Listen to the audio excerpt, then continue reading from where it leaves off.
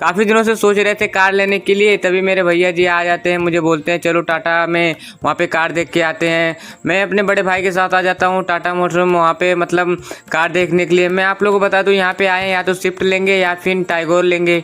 वहाँ पे सबसे पहले तो हम लोग आके बैठते हैं वहाँ पे अच्छे से। सबसे पहले तो हमको पानी पिलाया जाता है। पानी पिलाने के बाद मैं वहाँ पे बातचीत हमारी धीरे धीरे शुरू होती है। तो वहाँ के मतलब जो मैनेजर थे उन्होंने हमको बताया कि आप जो गाड़ी लेना चाहते हैं आप वहाँ पे यहाँ पे आपको सब गाड़ी मिल जाएगी।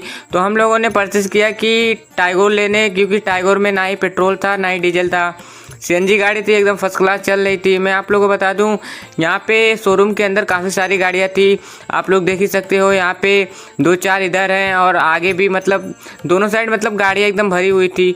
मैं आप लोगों को बता दूं, यहाँ पे बातचीत तो ख़त्म हो गई थी। तो वहाँ पे हम दोनों भाई ने मिल के डिसाइड किया कि टाइगोर लेने के लिए। तो वहाँ पे हम लोग गाड़ी को आराम से बुक करा देते हैं।